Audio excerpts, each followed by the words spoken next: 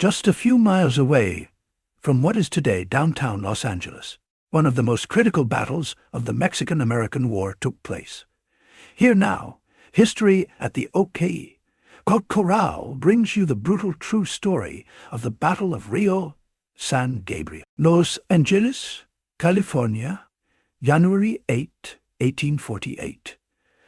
As bullets slam into the water all around them, a force of just over 500 American soldiers, sailors and Marines, are caught in the middle of the San Gabriel River. Their mission is to attack a fort manned by Mexican soldiers, which lies just to the north of this river. But, much to their growing terror, the river has proven more difficult to cross than they had anticipated with their heavy cannons and armaments, making the task even more arduous. As they pour fire into the attacking Americans from their positions behind the fort walls, the desperation amongst the Mexican troops is also palpable. They know that they are not only dwarfed in number by the oncoming American forces, but they are also running low on ammunition, a problem which now plagues the Mexican army in these late stages of the Mexican-American War. Now, their only hope is to make the most of what meager ammunition they do have,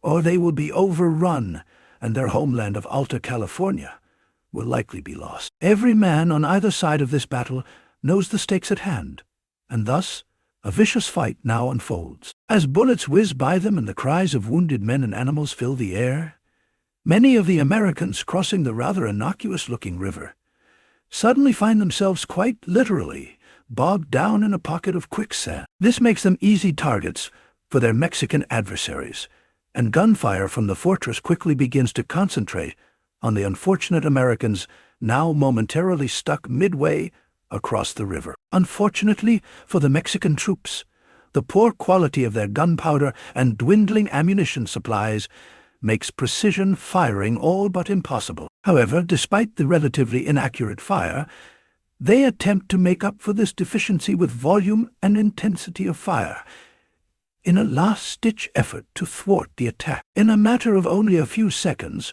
the American advance seemingly devolves into unadulterated chaos. However, for these American forces fighting roughly 3,000 miles away from their nation's capital, chaos has unfortunately been the order of the day in the preceding week leading up to this battle. As the fog of war engulfs them, many are unsure exactly who is in charge. Commodore Robert F. Stockton has argued vociferously for weeks with General Stephen Watts Kearny over which of the two men is truly in command of American forces here in Mexican-held Alta California. General Kearny has, in fact, already accomplished the longest, most arduous cross-country trek in U.S. Army history by leading his, quote, Army of the West from Washington, D.C. to San Diego, California. Here, he had joined forces with Stockton's men at the Battle of San Pasquio,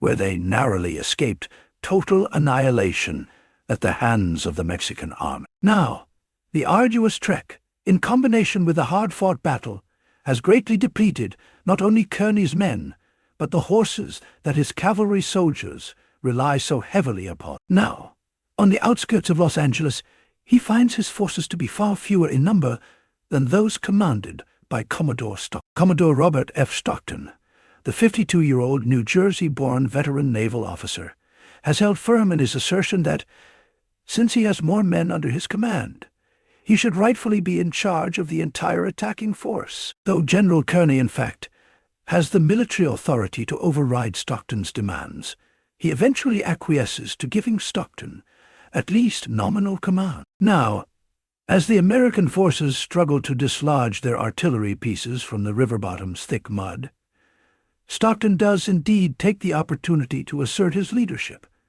coolly directing and assisting the men in digging out the cannons, and then hauling them to the opposite shore, step by arduous step, all while under continuous fire. Finally, after reaching the opposite bank, Stockton directs the men to take cover behind one of the high river banks, and then to form a square around their baggage and cattle. From here, It is agreed between Stockton and Kearny that Kearny will lead an assaulting force to move forward on the Mexican position, while Stockton will direct the placement and firing of the cannons with the goal of knocking out the Mexicans, with the goal of knocking out artillery.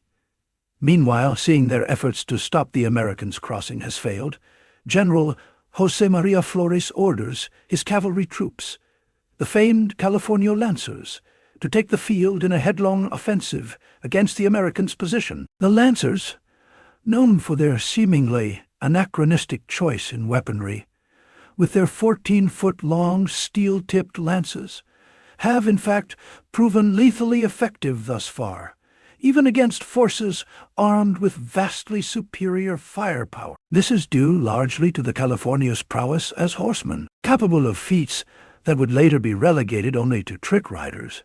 The Californios, men and women alike, are often remarked upon by contemporary observers as the finest riders in the world, bar none. It is said that a Californio is more likely to saddle their horse and ride 100 yards than they are to walk. This combination of unequaled mobility and tactical proficiency makes them a formidable opponent, indeed, even to an American army armed with the latest in firearm technology. Kearny and his men, constituting the left side of the square formation, meet this attacking force of lancers. The Mexican cavalrymen bear down upon them at full speed, crying, "Viva California!" Kearny orders his forces to detach from the square formation, and, after a harrowing series of courageous but ultimately ineffective charges from the Californios, they are able to drive the Lancers into retreat. Back with the remainder of the American forces and their cannons, Stockton orders the artillery pieces quickly maneuvered out of cover and into position to fire. This is done quickly and enthusiastically by the American artillerymen as they sense victory to be near. Many among the American men are aware that it was 32 years ago, to the day, that General Andrew Jackson had engaged the British at the Battle of New Orleans. Now, an American battle cry wells up from the assembled soldiers, sailors, and Marines as Stockton orders a full-on charge upon the Mexican position. Shouts of "New Orleans! New Orleans!" now fill the air as the Americans rush across the open field towards the Mexican defenders. With their gunpowder and ammunition all but gone, Flores now orders a retreat to the nearby Puebla of Los Angeles. The Mexican soldiers, lancers, and volunteers now relinquish their positions and hastily make their way to Los Angeles as the Americans swarm the newly vacated position. The entire fight has lasted approximately 90 minutes. Despite the relatively short duration and relatively low death and casualty count on both sides, the consequences of this battle will have reverberations that shape the fate of both nations in the centuries to come. In spite of Kearny and Stockton's dispute over full command of the American forces at the San Gabriel River, it will be General Kearny who issues the official report on the battle to officials back in Washington, D.C. The report, which seems to cast Commodore Stockton as less co-commander and more helpful assistant, is written 3 days after the battle.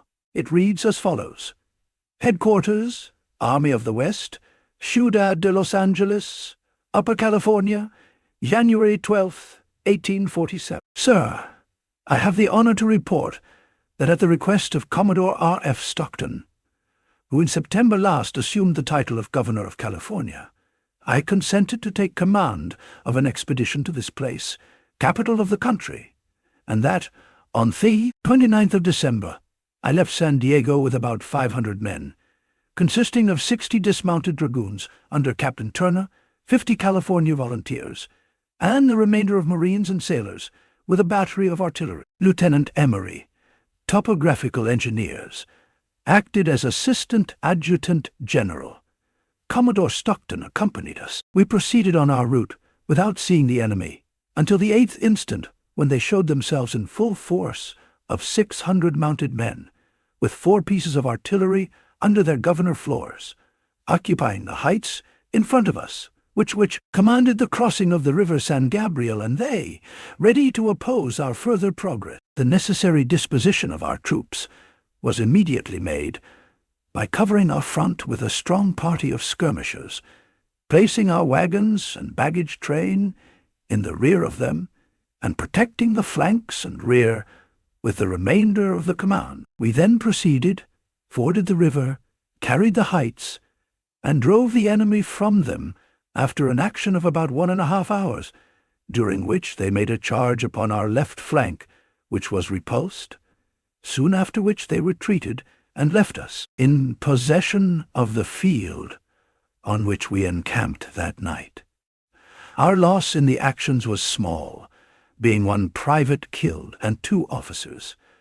Lieutenant Renshaw of the Navy and Captain Gillespie of the Volunteers, and 11 privates wounded. The enemy, mounted on fine horses and being the best riders in the world, carried off their killed and wounded, and we know not the number of them, though it must have been considerable. After seizing control of the Mexican position, Kearny, Stockton, and the American forces now make camp atop the mesa overlooking Los Angeles. All among them know that the victory they have won on this day is indeed a decisive one, and that seizing control of the whole of the California territory is now as close as overtaking the small Puebla, only a few miles away. Meanwhile, the soldiers and citizens, now effectively trapped within the confines of Los Angeles, pensively take stock of their circumstances. They are virtually devoid of usable ammunition and quality gunpowder,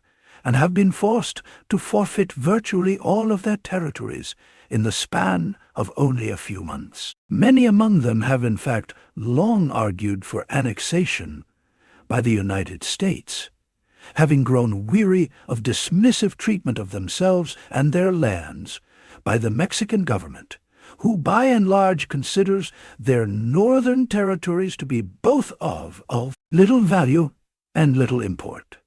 The year prior, their own governor, Pio Pico, had already fled south, ostensibly to argue for more support in front of the Mexican Congress. But his faith in his own government's willingness and ability to support him had waned so significantly that he had, in fact, argued for the annexation of California as a British protectorate just prior to the outbreak of the Mexican-American War. Amongst the citizens of Los Angeles, the city Pico himself had designated as California's capital, his conspicuous absence is increasingly attributed to his fear of being captured by the advancing Americans. Now, save for a few governing officials and military officers, the Californias have essentially been left to fend for themselves against the oncoming Americans. Many of them are simply tired of their young men fighting and dying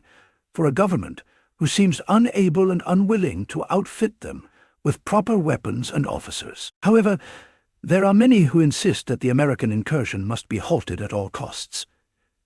Ceding control of their territory, they argue, will ultimately mean setting their very culture and way of life. Despite the growing consternation amongst the California people, the overarching sentiment amongst the vast majority of them is that they must fight on to the bitter end against the Americans. And so the fight will carry on. Los Angeles, it is agreed, must be fought for. In the succeeding days, the Battle of La Mesa will take place, and the lives of the Californios, as well as the futures of Mexico and America, will be changed forever. But the accounts of that battle, as well as the many tales of the countless other battles fought in the brutal and bloody Mexican-American War, are, for tonight, other stories for other time. Thank you for joining us on this episode of History at the OK Corral. If you liked this story, click on one of the videos on your screen now to hear more. Also, if you'd like to learn more about Old West history, be sure to sign up for the daily history at the OK Corral newsletter. Link is in the description. Thank you again for watching, and we'll see you next time on History at the OK Corral, home of history's greatest shootouts and showdowns.